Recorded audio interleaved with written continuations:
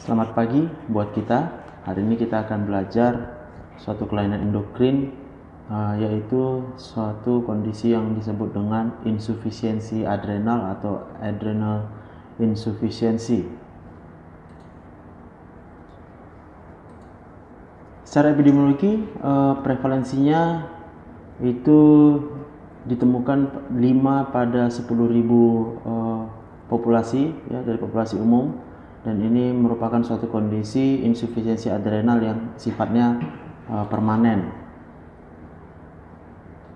Penyakit ini paling sering berasal dari kelainan yang ditemukan pada hipotalamus dan hipofise, dan itu prevalensinya bisa 3 dalam 10.000 orang, dimana kalau dia yang primer, adrenal insufisiensi yang primer, maka prevalensinya adalah 2 dari 10.000, ya. Disebut dia kelainan pada primer kalau dia kelainan itu pada kelenjar di medula adrenal, ya.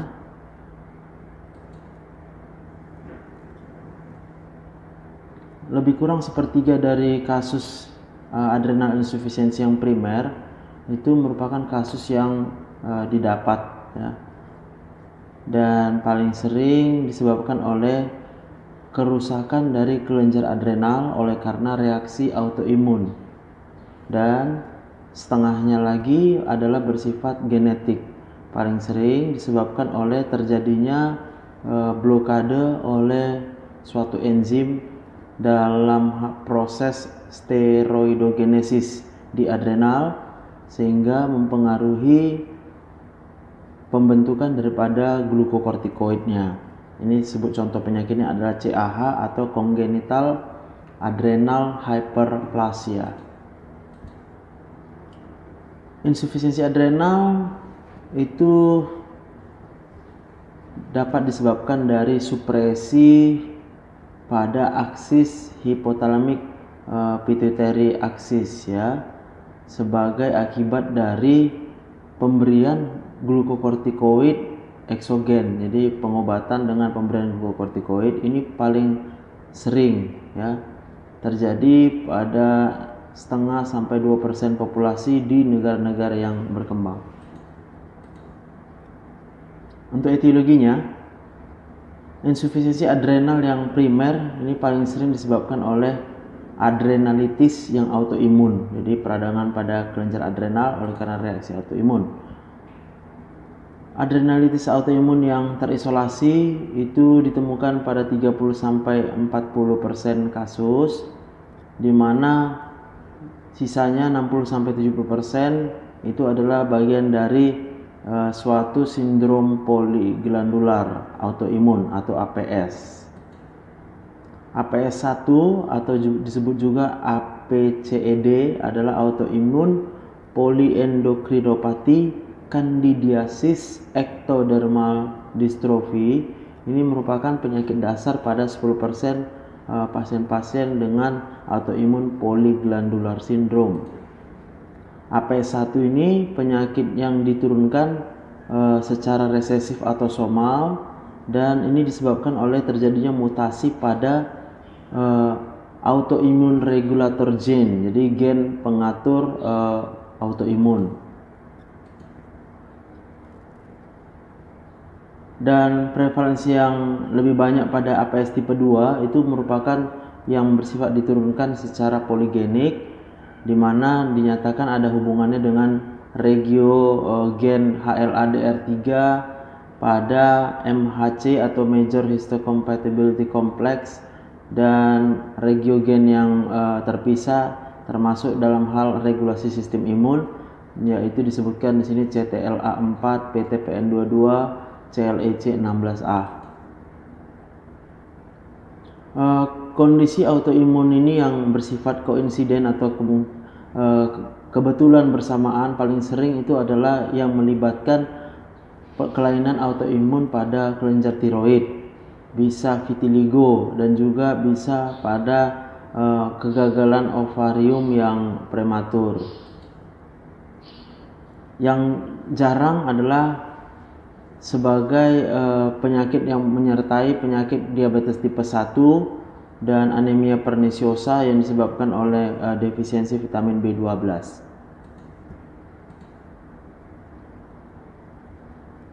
Untuk suatu kelainan yang terkait kromosom X ya, adrenoleukodistrofi, ini insidensinya 1 dari 20.000 laki-laki dan ini disebabkan oleh terjadinya mutasi pada gen XALD yang memberikan coding terhadap transporter membran peroksisom untuk transport protein ABCD1, di mana kerusakannya akan menyebabkan terjadinya akumulasi atau penumpukan protein-protein dengan rantai panjang, yaitu bukan protein tapi asam lemak dengan rantai panjang, yaitu lebih dari 24 atom karbon. Lebih kurang 50% daripada kasus ini manifestasinya adalah pada masa awal anak-anak, lalu kemudian berkembang mengenai bagian white matter daripada sistem saraf pusat, disebut dia cerebral ALD, dan kemudian 35% itu tampak pada masa remaja atau pada masa dewasa muda dengan gambaran neurologis yang menunjukkan adanya keterlibatan kerusakan pada mielin dan sistem saraf perifernya. Itu disebut adrenomyeloneuropati. Kasus yang jarang daripada insufisiensi adrenal adalah terjadinya destruksi atau kerusakan pada kelenjar adrenal yang disebabkan oleh terjadinya infeksi, perdarahan, atau adanya infiltrasi. Kemudian bisa karena tuberkulosis, adrenalitis, dan ini adalah penyebab yang sering pada negara-negara yang berkembang. Metastase pada kelenjar adrenal itu jarang sebagai penyebab daripada insufisiensi adrenal. Dan kalau ini terjadi biasanya dia bersifat bilateral dan metastasisnya cukup banyak. Nah, ini adalah penyebab daripada insufisiensi adrenal yang primer ya. Kita lihat di sini mulai dari autoimmune polyglandular syndrome tipe 1, autoimmune polyglandular syndrome tipe 2, kemudian isolated autoimmune adrenalitis, ada yang congenital adrenal hyperplasia, congenital lipoid adrenal hyperplasia, adrenal hypoplasia congenital, adrenoleukodystrofi, adrenomyeloneuropati, familial glucocorticoid deficiency, triple A syndrome, Smith-Lemli-Opitz syndrome, Kearns-Sayre syndrome, Image syndrome, Mirage syndrome, sphingosine 1 fosfat liase defisiensi, bisa juga karena infeksi adrenal. Dan ini yang kita lihat bisa TBC, HIV, CMV, cryptococcosis, histoplasmosis, coccidiomycosis, bisa karena terjadi infiltrasi pada adrenal oleh karena metastase, limfoma, sarkoidosis, amyloidosis, hemochromatosis, bisa juga karena perdarahan pada adrenal disebabkan oleh sepsis meningokal atau disebut dengan Waterhouse-Friderichsen syndrome atau primary antiphospholipid syndrome ya. Bisa juga dipicu oleh obat-obat, contoh obatnya ketoconazole ya.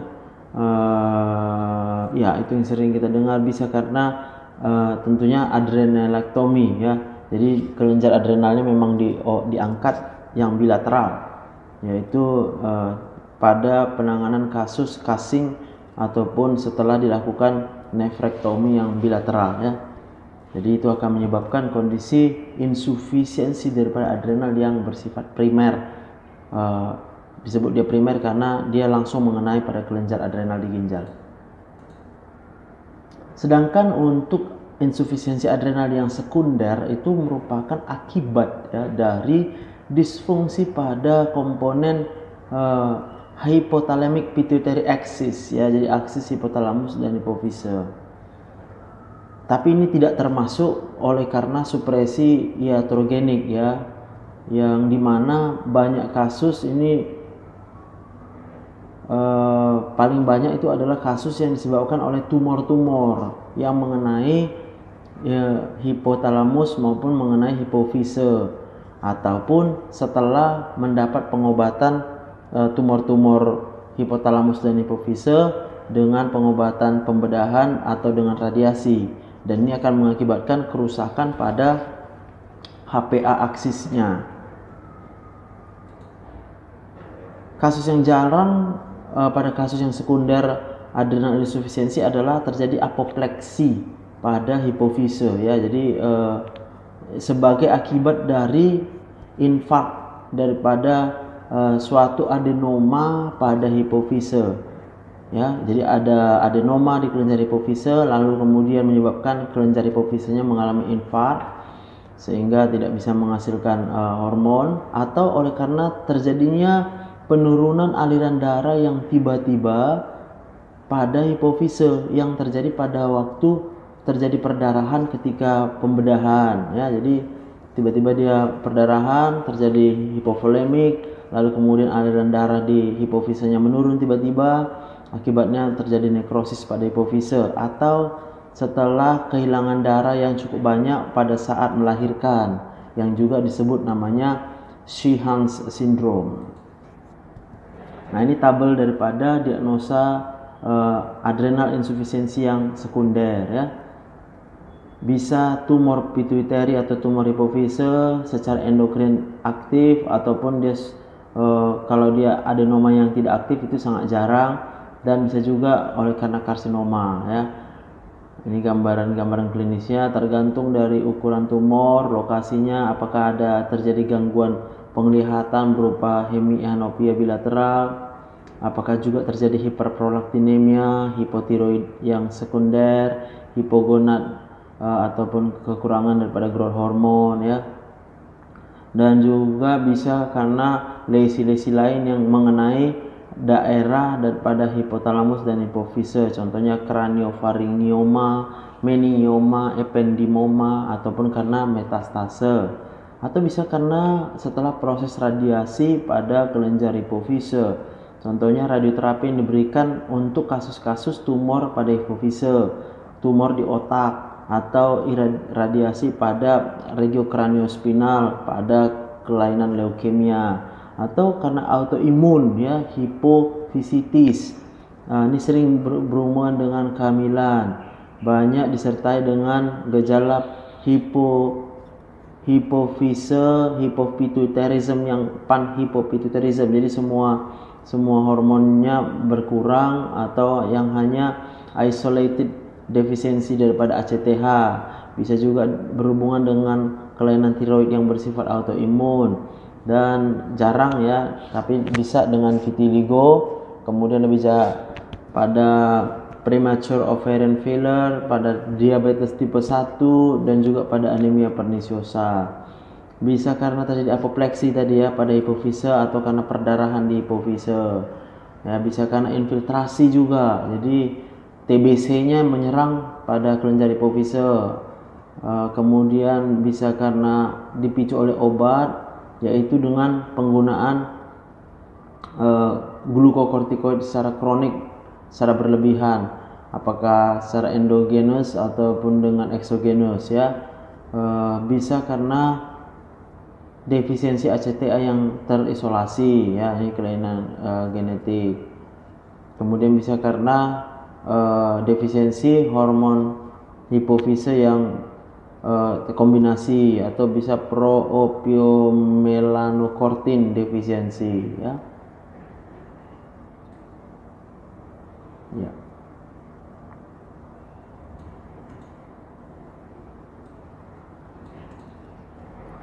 Manifestasi klinisnya ketika terjadi defisiensi kelenjar adrenal, maka secara prinsipalnya bahwa gambaran klinisnya daripada insufisiensi adrenal yang primer, di mana kita sebut dia sebagai suatu penyakit Addison atau Addison's disease, itu ditandai dengan hilangnya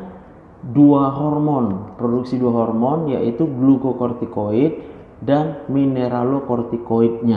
Jadi itu diingat bahwa kalau dia primer, kerusakannya pada kelenjar adrenal, maka dia akan gagal memproduksi hormon glukokortikoid dan juga gagal memproduksi hormon mineralokortikoid.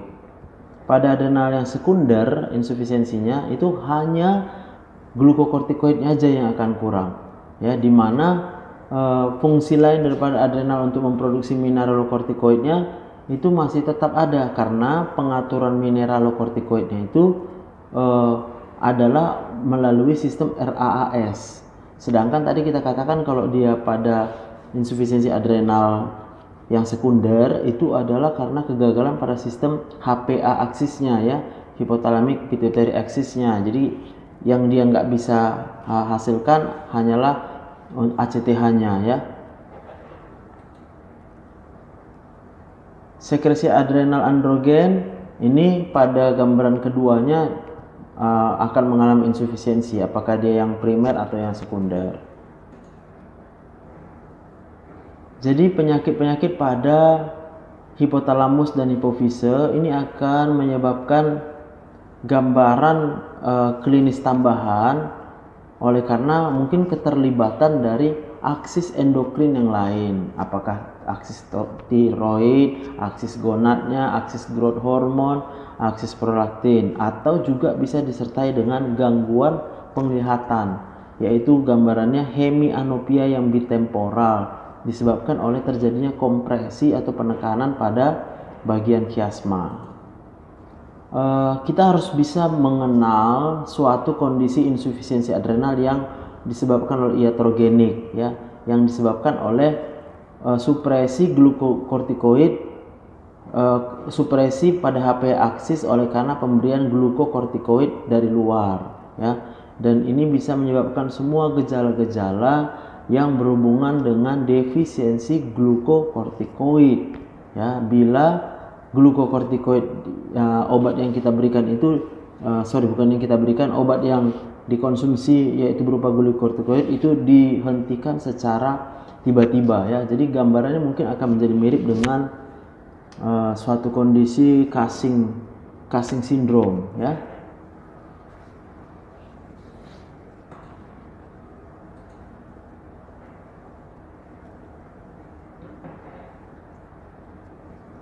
Gambaran klinis ini tadi sudah, ya. Nah, kita akan membagi dua gambaran klinisnya, apakah dia yang bersifat kronik, ya, atau yang bersifat akut, ya.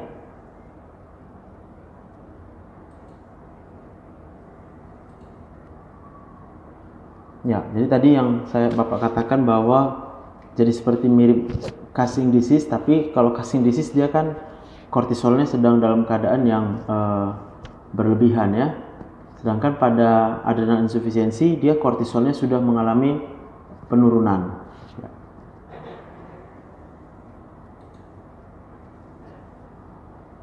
Jadi gambaran adrenal insufisiensi yang kronik ini tidak spesifik, ya, tanda dan gejalanya. Biasanya pasien akan rasa capek, kemudian kehilangan tenaga, dan sering mengakibatkan diagnosa kita terlambat atau kita salah diagnosa. Kita anggap dia suatu kondisi depresi atau mungkin anoreksia saja. Gambaran yang khusus daripada insufisiensi adrenal yang primer ini contohnya adalah terjadi hiperpigmentasi, ya, disebabkan oleh ACTH yang dihasilkan oleh HPA aksisnya meningkat, dan akibatnya dia menstimulasi sel melanosit pada kulit sehingga membuat kulitnya berwarna lebih gelap. Hiperpigmentasi ini paling sering pada area-area kulit yang sering mengalami gesekan atau teregang, dan juga meningkat bila terkena sinar matahari. Sebaliknya, pada kondisi insufisiensi adrenal yang sekunder itu kulit malah jadi pucat, ya, seperti batu pualam, oleh karena ACTH-nya yang memang menurun. Kita lihat tadi bahwa adrenal insufisiensi yang sekunder karena gangguannya pada aksis HPA, maka ACTH-nya berkurang. Karena ACTH berkurang, maka perangsangan pada melanositnya juga akan berkurang. Maka penghasilan warna kulit juga menjadi menurun, sehingga dia menjadi seperti batu pualam atau pucat. Juga gambaran klinis yang kronik insufisiensi adrenal ini adalah terjadi hiponatremia. Ya, kenapa hiponatremia? Nanti kita lihat ya. Dan ini ditemukan pada 80% pasien. Jadi kalau kita jumpai pasien, kemudian kita melihat, kita nilai bahwa natriumnya turun, kita harus berpikir bahwa sedang terjadi insufisiensi daripada adrenal. Dan hiperkalemia. Jadi hiperkalemia itu kita jumpai pada 40% pada diagnosa awal ya. Kita lihat, hiponatremia ini disebabkan karena defisiensi pada mineralokortikoidnya ya. Tapi juga dapat terjadi pada insufisiensi adrenal yang sekunder. Kenapa? Bukan dari jalur mineralokortikoid, tapi jalurnya dari antidiuretik hormonnya ya. Oleh karena penurunan daripada kortisol. Ini yang disebutkan dengan suatu sindrom of inappropriate secretion of antidiuretic hormone yang ringan saja. Siap ya. Jadi si kortisolnya tadi yang sebenarnya turun, tapi kortisol ternyata punya efek penghambat ADH. ADH ini tetap secara normal diproduksi oleh sistem saraf pusat. Tapi karena kortisolnya berkurang, maka dia tidak bisa menginhibisi efek dari si ADH. Ya, akibatnya terjadilah diuresis yang banyak, yaitu terjadi pembuangan natrium dan kaliumnya akan tertahan. Itu sebabnya gambarannya adalah hiperkalemia plus hiponatremia. Defisiensi glukokortikoid ini juga mengakibatkan sedikit peningkatan pada konsentrasi daripada TSH yang kemudian akan kembali normal setelah diberikan terapi pengganti glukokortikoid.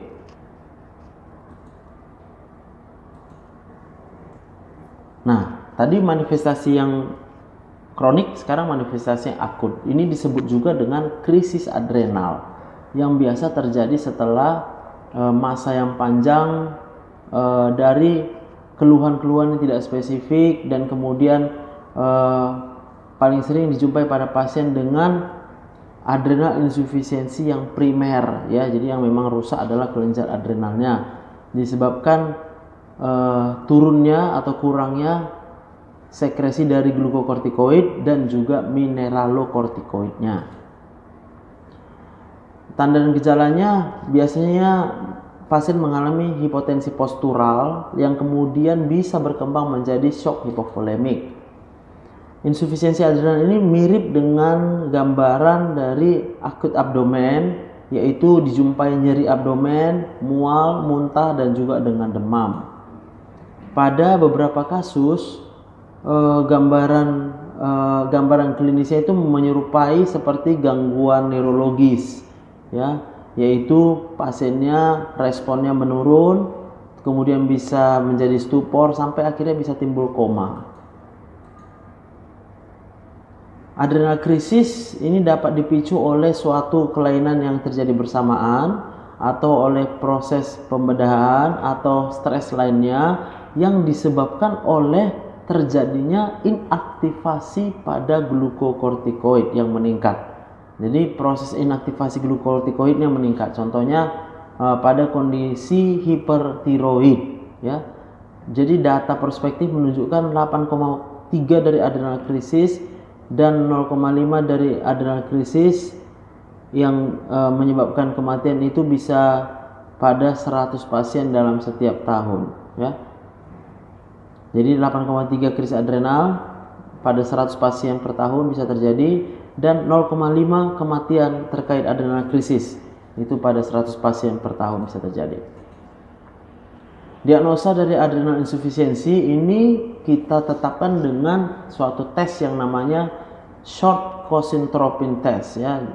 Cosintropin singkat, di mana ini merupakan alat yang cukup aman dan reliable ya, dengan predictive diagnostic value-nya yang sempurna ya. Ini cut off-nya, yaitu disebut dia gagal kelenjar adrenal kalau level kortisolnya di bawah 450 sampai 500 nanomol atau di bawah 16 sampai 18 mikrogram per desiliter, yang diambil sampelnya 30 sampai 60 menit setelah distimulasi dengan ACTH ya. Jadi kita berikan kosintropin yang berisi ACTH, lalu 30 sampai 60 menit kemudian diukur kadar kortisolnya, dan kalau didapati dia kurang dari 450 sampai 500 atau kurang dari 16 sampai 18, kita sebut dia dalam keadaan insufisiensi adrenal ya.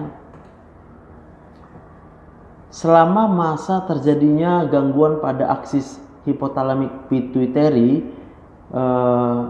yaitu dalam jangka waktu 4 minggu ya, pasien mungkin masih bisa memberikan respon terhadap pemberian stimulasi ACTH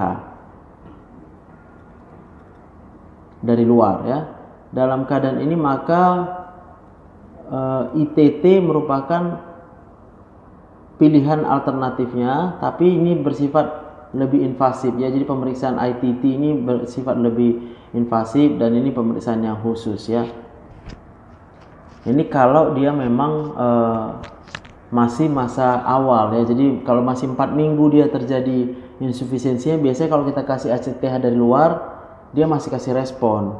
Tapi kalau dia sudah lebih dari 4 minggu, ini baru berlaku diagnosa dengan short kosintropin test ini ya. Kita kasih ACTH tetap nggak bisa naik level kortisolnya.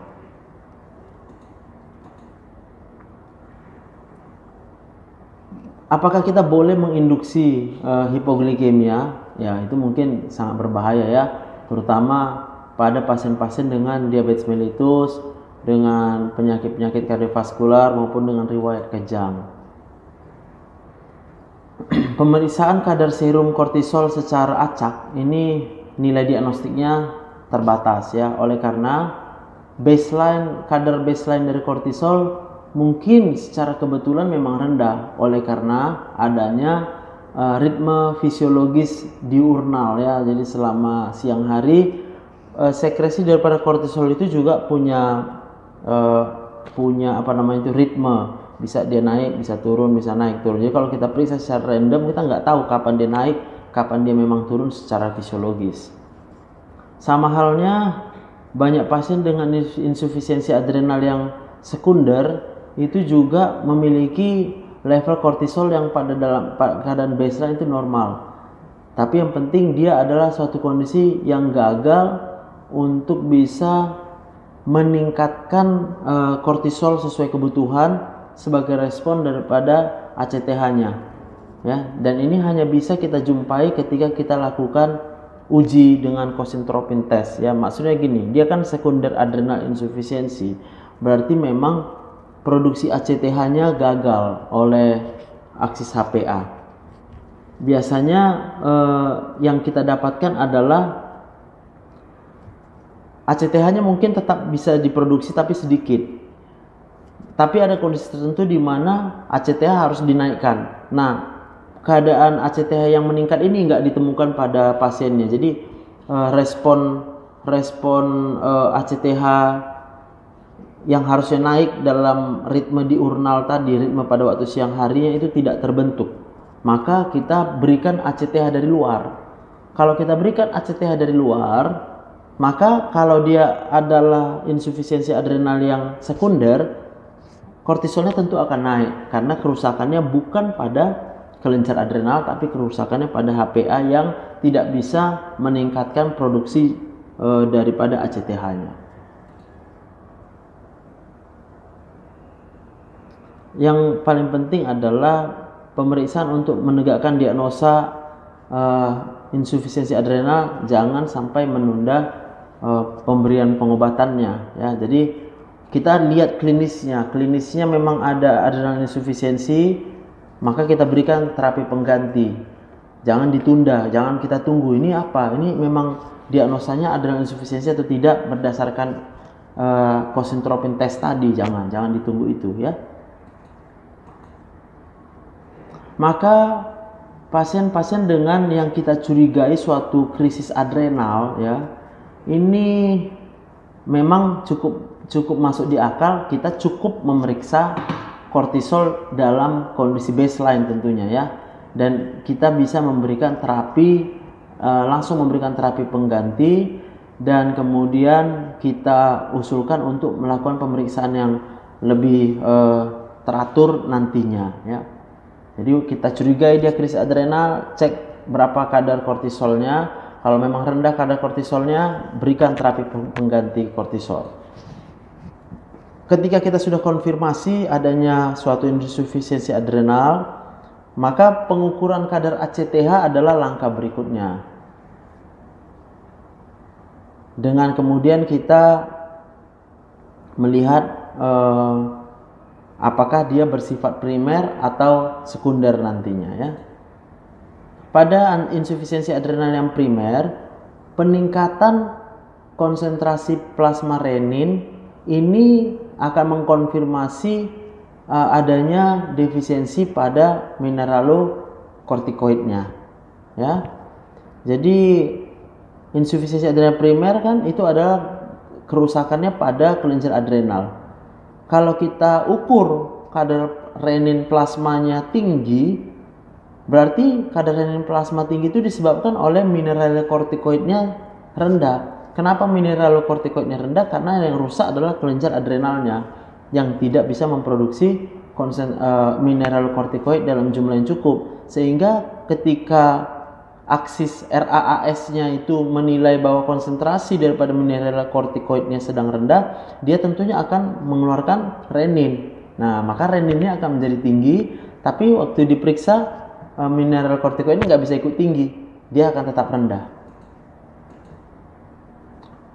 Pada awal presentasi, pada awal pasien datang ya dengan adrenal insufisiensi yang primer, itu harus kita lakukan screening terhadap adanya autoantibody terhadap steroid sebagai suatu marker terjadinya adrenalitis yang bersifat autoimun ya.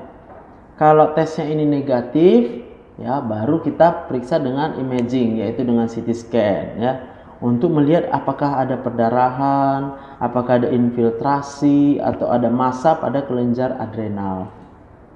Pada pasien-pasien yang laki-laki dengan autoantibody yang negatif tadi di dalam plasma, maka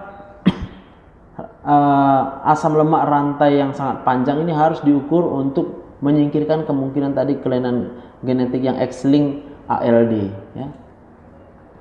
Pasien-pasien dengan kadar ACTH yang rendah dan tidak sesuai, kemudian dengan jumlah kortisol yang rendah, itu harus yang diperiksa adalah hypothalamic pituitary, karena dia kemungkinan besar adalah suatu kelainan yang sekunder, yaitu dengan melakukan MRI pada kepala ya.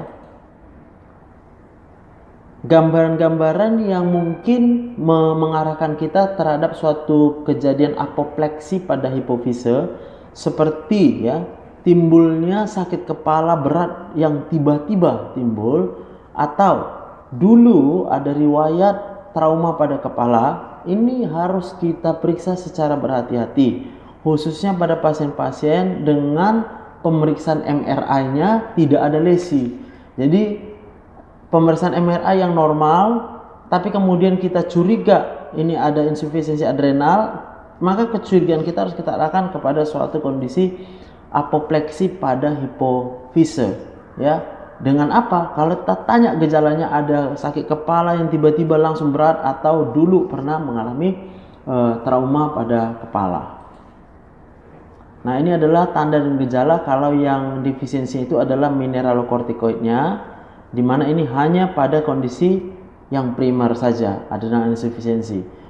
Sakit perut, mual muntah, dizziness atau hoyong, postural hypotension, kemudian rasanya pengen makan garam ya, kemudian tekanan darahnya rendah, tadi udah hipotensi postural, kemudian serum kreatininnya meningkat, ini disebabkan oleh kurangnya volume intravaskular, hiponatremi plus hiperkalemi ya.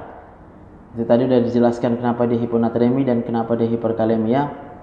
Tentunya mineralokortikoid itu kan aldosteron ya. Aldosteron itu akan fungsinya adalah untuk retensi natrium dan untuk sekresi ekskresi kalium.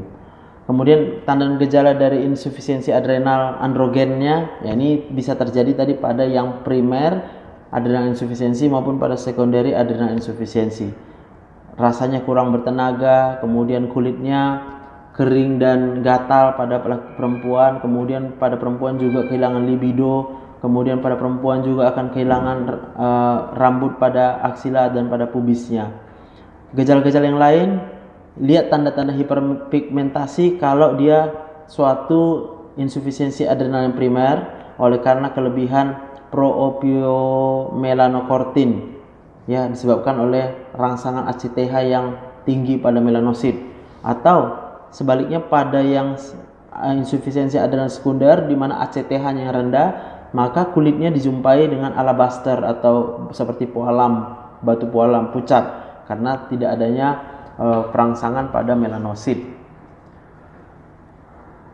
Ini tadi udah ya. Jadi tanda dan gejala oleh karena defisiensi glukokortikoidnya adalah capek, hilang energi, penurunan berat badan, anoreksia, mialgia, sakit pada otot, ya, nyeri sendi, ya, demam, kemudian bisa anemia yang normokrom, limfositosis, eosinofilia. Kemudian kalau diperiksa TSH sedikit meningkat, ya, oleh karena hilangnya inhibisi daripada TSH, bisa hipoglikemi. Ini paling sering pada anak-anak, ya, hipoglikemi pada anak-anak, ya.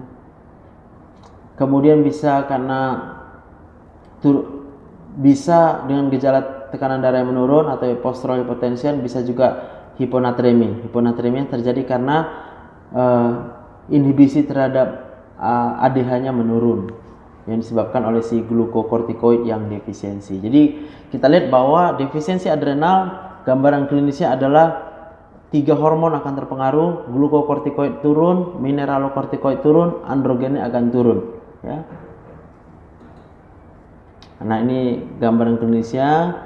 Lihat tanda-tanda hiperpigmentasi pada daerah dengan peningkatan gesekan, ya. Palmar crisisnya ini kan lebih gelap, dia terlalu sangat jelas dia garis-garis palmarnya, ya. Kemudian pada nipple nih hitam banget, ya, sangat hitam. Dan kemudian hiperpigmentasi yang patchy pada mukosa mulut ini, ya. Ini nampak dia gelap-gelap nih, patchy, terpisah-pisah.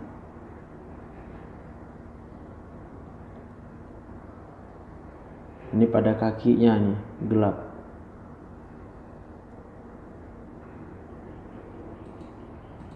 Pengobatannya apa?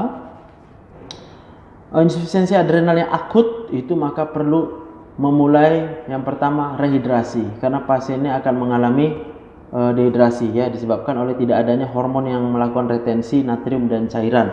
Maka dia akan mengalami kekurangan cairan yang berat, maka kita berikan rehidrasi. Biasanya kita berikan infus dengan NaCl 0,9 dengan kecepatan 1 liter per jam dengan sambil melakukan monitor pada fungsi kardiaknya.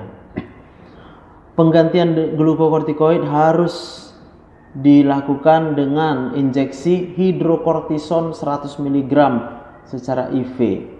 Lalu diikuti dengan pemberian hidrokortison 200 mg dalam 24 jam, ya. Sebaiknya dengan infus secara kontinus atau bisa juga dengan bolus intravena atau dengan intramuskular. Tapi yang penting waktu dia dalam keadaan akut pertama kali harus intravena, yaitu hidrokortison 100 mg dan dilanjutkan dengan 200 mg hidrokortison dalam 24 jam berikutnya. Penggantian mineralokortikoid dapat dilakukan setelah once the daily hydrocortisone dose, setelah dosis hidrokortison hariannya bisa kita turunkan sampai 50 mg. Kalau tadi kan dosis harian berikutnya adalah 200 mg per hari, 200 mg per hari, kemudian gejala mungkin sudah mulai membaik, kita turunkan sampai dia menjadi kurang dari 50 ml. Oleh karena apa? Konsentrasi atau dosis yang tinggi ini itu juga ternyata memberikan efek stimulasi dari terhadap reseptor mineralokortikoidnya. Jadi tidak terlalu perlu dia memberikan replacement aldosteronnya. Jadi ini ya, jadi untuk replacement glukokortikoid untuk yang kronik ya, adrenal insufisiensi itu harus diberikan dengan dosis sesuai dengan produksi kortisol secara fisiologis setiap hari. Ya, yaitu dengan pemberian oral 15 sampai 25 mg hidrokortison setiap hari dalam 2 sampai 3 dosis terbagi.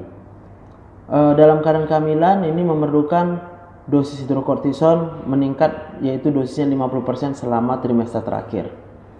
Pada semua pasien paling sedikit setengah dari dosis harian ini harus diberikan pada pagi hari.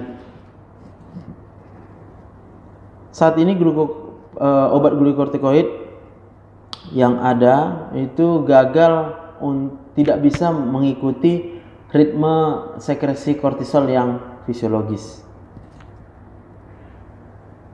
Nah, untuk keadaan yang akut adrenal insufisiensi,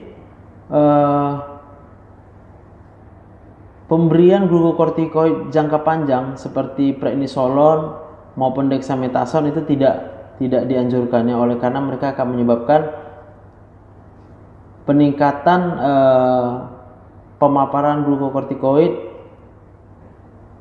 yang secara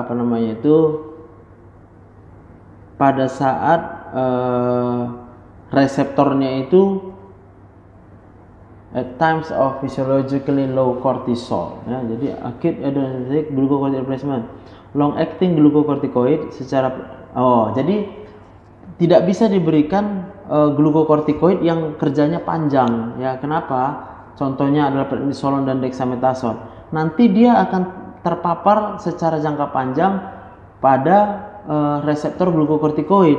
Sementara glukokortikoid itu punya ritme, kadang dia naik, kadang dia turun. Nanti kalau dia diberikan yang kerja panjang, dia akan terus-menerus memberikan rangsangan pada aktivasi reseptor glukokortikoid yang seharusnya pada waktu tertentu level glukokortikoid memang harus turun ya. Jadi tidak bisa diberikan yang kerja panjang. Tidak ada equivalent dose ya. Jadi obat pilihan lain yang bisa menyamai hidrokortison 1 mg ya. Tapi mungkin bisa diasumsikan 1 mg hidrokortison itu ekuivalen dengan kortison atesat 1,6, ekuivalen dengan prednisolon 0,2 mili, ekuivalen dengan 0,25 mili prednison, dan juga dengan 0,025 mg dexamethasone. Untuk yang akut tadi bahwa monitoring daripada terapi pengganti glukokortikoid ini terutama berdasarkan anamnesis ya, dan pemeriksaan terhadap tanda dan gejala yang menunjukkan suatu kondisi apakah glukokortikoid ini sudah kelebihan atau masih kurang kita berikan ya, termasuk melalui pemeriksaan berat badan dan tekanan darah. Kadar plasma ACTH bisa diperiksa, kemudian dengan pemeriksaan jumlah kortisol di dalam urin selama 24 jam, atau juga pemeriksaan serum kortisol yang kita lihat pada kurva pemeriksaan nanti bisa menunjukkan bahwa hidrokortisonnya sudah dikonsumsi atau belum ya, tetapi tidak bisa menjadi informasi yang meyakinkan tentang bagaimana keberhasilan terapi pengganti dengan hidrokortisonnya itu ya. Pada pasien-pasien dengan insufisiensi adrenal yang primer terisolasi, maka kita harus memonitoring termasuk sistem autoimunnya, terutama yang mengenai tiroid. Dan pada pasien perempuan harus kita lihat kemungkinan adanya terjadi kegagalan ovarium yang prematur. Pemberian glukokortikoid yang suprafisiologis, yang di atas dosis fisiologis, dengan dosis mencapai hidrokortison 30 mg atau lebih, ingat ini bisa mempengaruhi metabolisme pada tulang sehingga nanti tulangnya bisa mengalami osteoporosis ya. Maka kita harus melakukan pemeriksaan densitas mineral tulang secara teratur. Semua pasien-pasien dengan insufisiensi adrenal ini harus dijelaskan tentang perlunya mengadjust atau menyesuaikan dosis glukokortikoid yang berhubungan dengan kondisi stres. Jadi dalam keadaan stres tentunya orang normal kortisolnya atau glukokortikoidnya harus ditingkatkan. Nah, pasien-pasien yang memang dia defisiensi, pasti respon ini dia nggak punya. Maka kalau dia mengenali bahwa dia sedang dalam keadaan stres, maka dosis daripada harian glukokortikoidnya itu harus dia tingkatkan sendiri. Biasanya ini kita harus mendouble ya, kita 2 kali lipat dosis oral glukokortikoid yang rutinnya apabila sedang terjadi penyakit, contohnya dia dengan demam atau pasiennya harus bed rest, dan kemudian mungkin akan memerlukan yang injeksi dengan dosis hariannya adalah 100 mg per hari apabila dijumpai muntah yang berkepanjangan atau pasiennya mengalami pembedahan atau pasiennya mengalami trauma.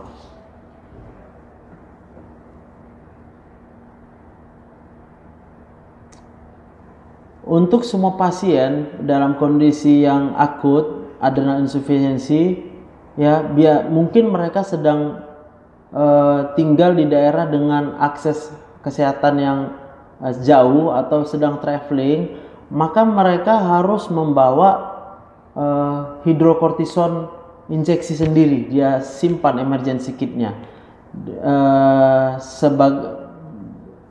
ikut juga dengan obat-obat yang mereka harus konsumsi setiap hari ya, dan jangan lupa untuk memakai kartu tertentu atau kalung atau gelang ya, yang kemudian akan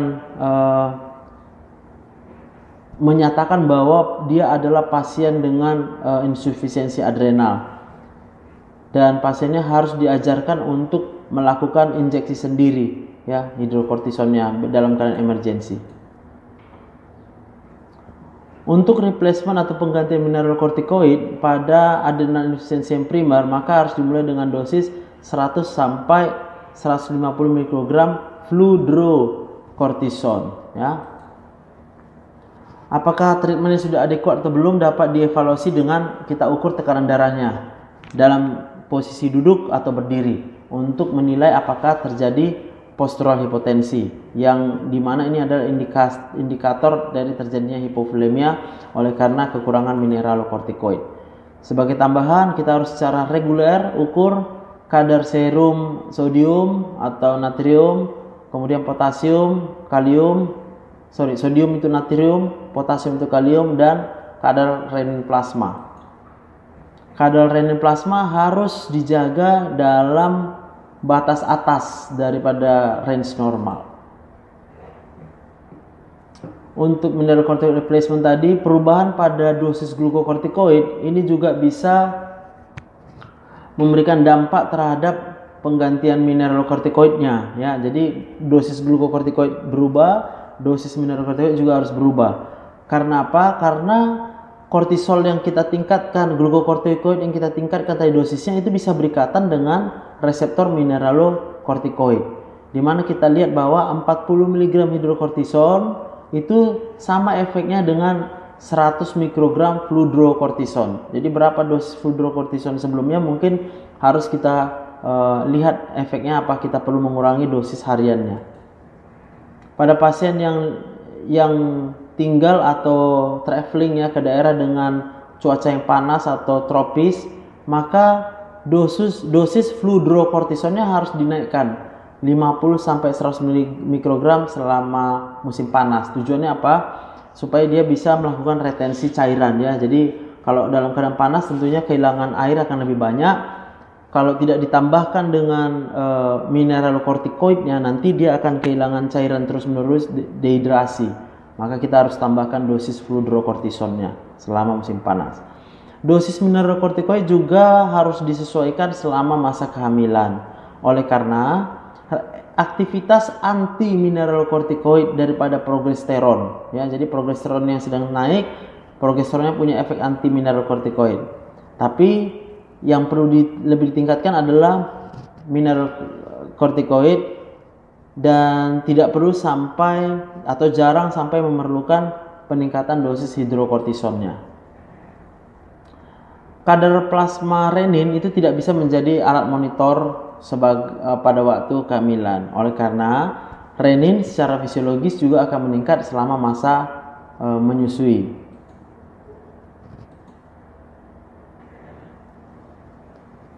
Terapi pengganti androgen adrenal ini hanya merupakan pilihan ya pada pasien-pasien kalau dia merasa kurang energi, kurang tenaga, dan biasanya tidak diperlukan kalau sudah diberikan terapi pengganti untuk glukokortikoid dan mineralokortikoidnya.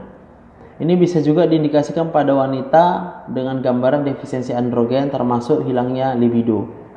Dengan apa? Yaitu once daily dengan DHEA 25-50 mg.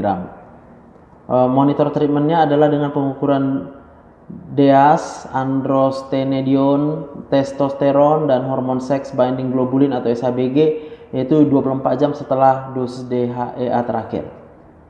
Nah, ini algoritma pasien-pasien yang kita curigai dengan adrenal insufisiensi.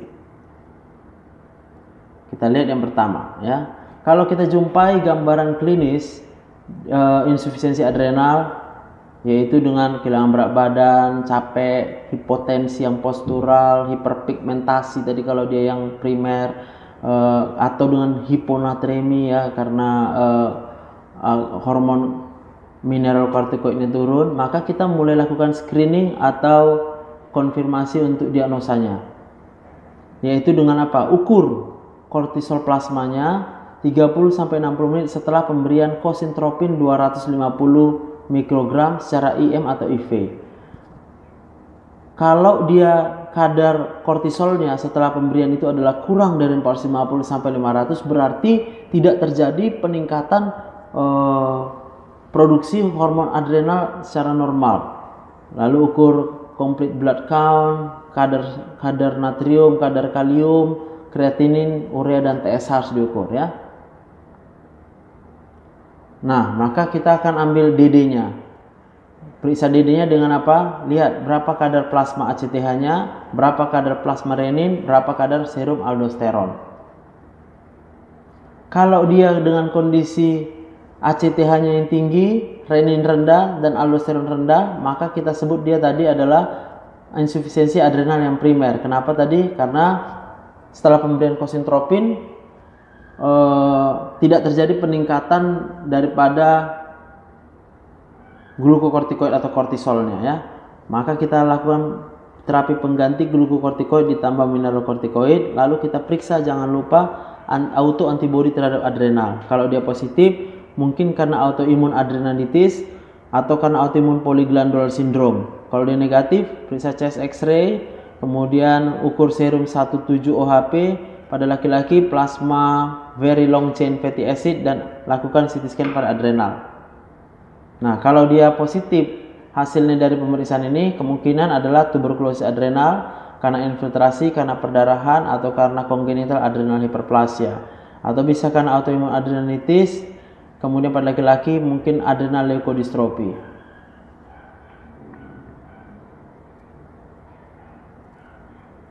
Nah, kalau kita nyatakan dia suatu sekunder adrenal insufisiensi, maka waktu kita periksa tadi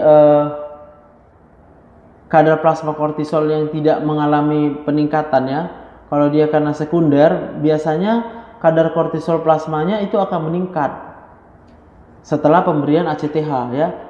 Tetapi lalu kita periksa kadar ACTH-nya ternyata low atau normal, dan kemudian reninnya normal dan aldosteronnya juga jadi normal karena kita berikan kosintropin. Maka yang diperlukan hanya pemberian glukokortikoidnya. Lalu kemudian kita periksa pituitary-nya dengan MRI. Kalau ada hasil yang positif berarti kita temui lesi atau massa pada hypothalamic hypophyse. Kalau dia negatif, tanya normal MRI-nya, kita tanya apakah dia pernah sebelumnya mendapat terapi glukokortikoid yang menyebabkan penekanan pada sistem ACTH-nya. Kemudian tanya apakah ada riwayat trauma di kepala. Kemudian pertimbangkan apakah kemungkinannya adalah ACTH defisiensi yang terisolasi.